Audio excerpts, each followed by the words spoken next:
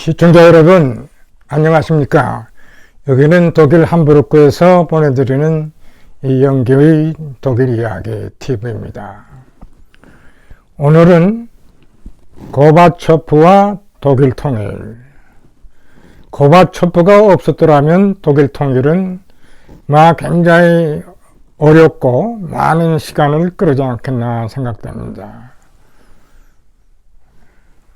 브란트의 동방정책을 설계했던 에건 바하는 그런 얘기를 했어요. 독일 통일을 가능케 한 것은 고바초프, 독일 통일을 결정한 것은 동독 주민들, 그리고 독일 통일의 기회를 포착한 것은 헬무트 콜. 아주 독일의 통일 과정은 아주 정확히 일목요연하게 잘 설명했다고 저는 봅니다. 그러면 고바초프가 어떻게 해서 독일 통일을 가능케 했을까요? 그 점에 대해서 제가 말씀드리고 싶은데, 고바초프가 50대 전반에 1985년이죠. 당 총서기가 되고 구회 대통령도 됐습니다마는 그때 대대적으로 고바초프에 관한 책들, 또 스스로도 고바초프 스스로도 책을 쓰고 아주 일대 아주 센세이션을 일으켰어요. 그때 고바초프가 쓴 책이 두 권인데, 두 권으로 이제 축소되는데, 하나는 페레스트로이카, 개혁이에요. 또 다른 하나는 그라스노스트. 이건 개혁 개방 정책. 그래서 당시에 러시아 말 페레스트로이카, 그라스노스트가 마침 자기 나라 말처럼 유행했습니다. 그래서 책 이름도 페레스트로이카, 개혁, 그 다음에 그라스노스트, 개방. 그래가지고 센세이션을 일으켰는데, 그때 저도 많은 조사를 해보니까 책들을 많이 사줬더라고.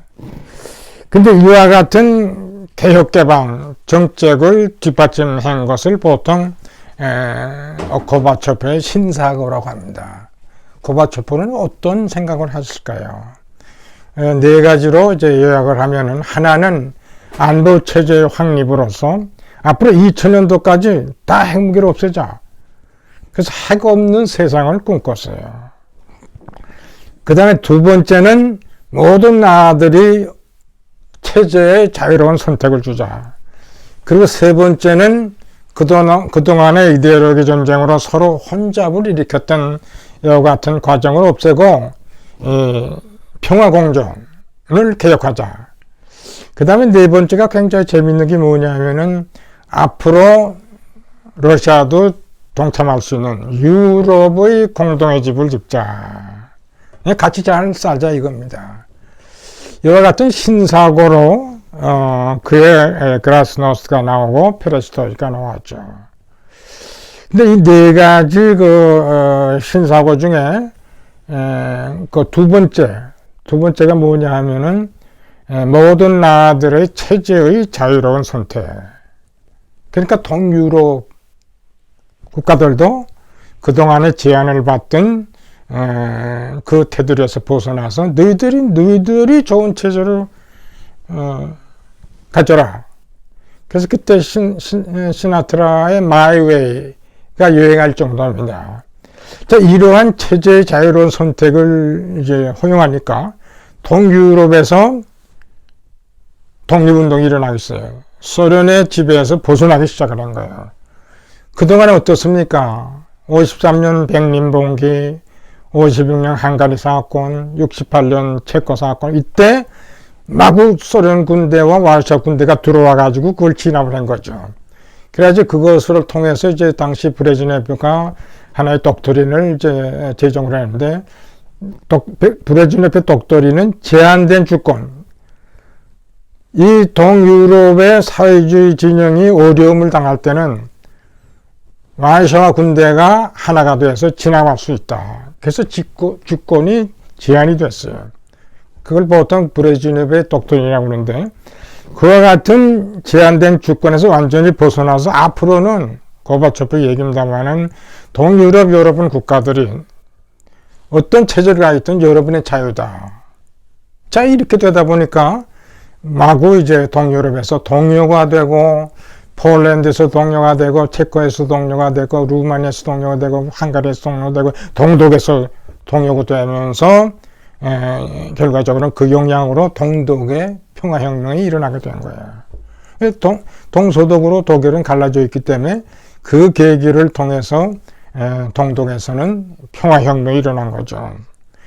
평화혁명이 일어나면서 10월 9일이 89년 10월 9일이 결정적인 날입니다.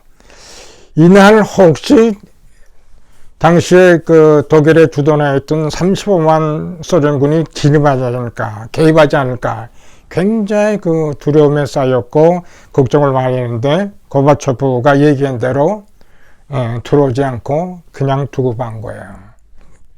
이것이 결과적으로는 동독의 평화혁명이 성공을 하고 백림장벽이 무너진 거죠.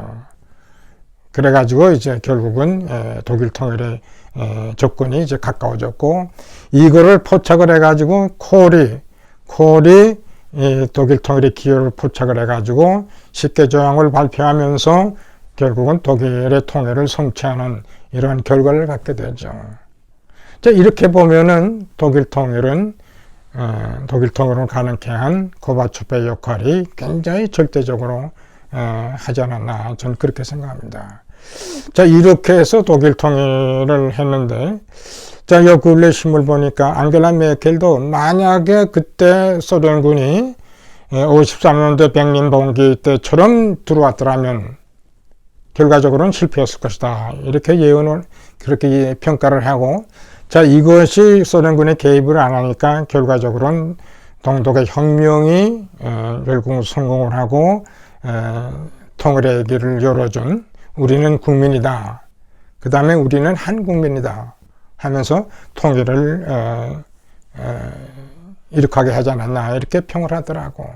만약에 소련군이 개입을 했더라면 저는 10중 8구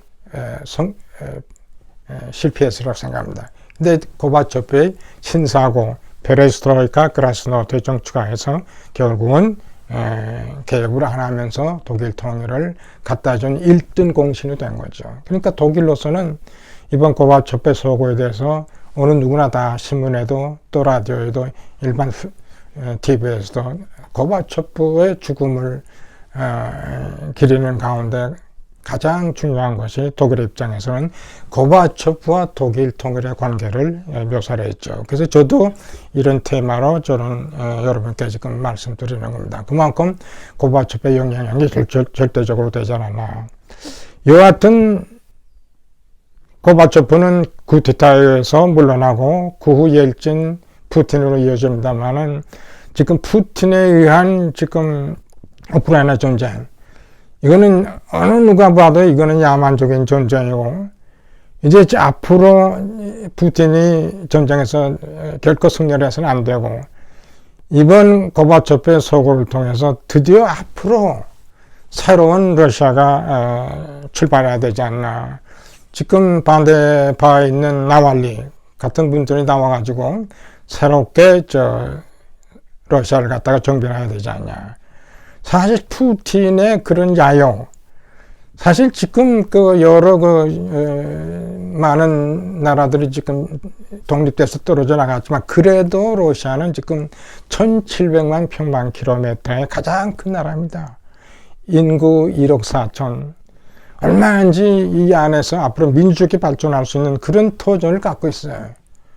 그래서 이번에 우크라이나 사태가 우크라이나의 전쟁으로 이어지면서 새롭게 고바초프의 서거를 우리가 기리면서 앞으로 러시아가 새로운 러시아, 즉 자유민주화 시장경제를 도입하는 새로운 나라로 건설해야 되지 않냐. 사실 74년에 그 소련의 역사가 74년에 망했어요. 그 망한 그 원인이 뭐냐면 그들은 빵 문제도 자유 문제도 해결하지 못하지 않았나.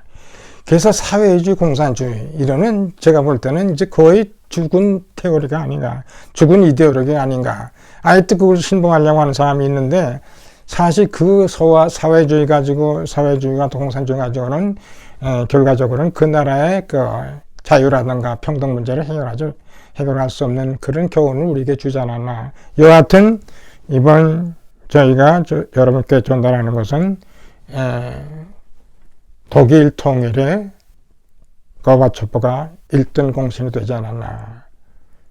그는 그 농부의 아들로 태어나가지고 일찌감치 공산당에 입대하고 50년대 초반에는 모스크바 대학에서 법률학과 철학을 공부하고 50대 초반에 이미 총서기로 입성하면서 굉장히 소련뿐만 아니라 당시 전 세계에 굉장히 그 하나의 좋은 결과를 가져오지 않겠나. 왜냐하면 그전에는 전부 브레즈네브, 체레넨코, 아팔로브 이런 그 많은 그 노인네들이 그래 굉장히 그 쇠퇴하는 그런 상태에서 이제 50대 초반에 물이 좋고 하여튼 다이나믹한 고바초프가 들어오면서 굉장히 인기를 그때 끌었습니다.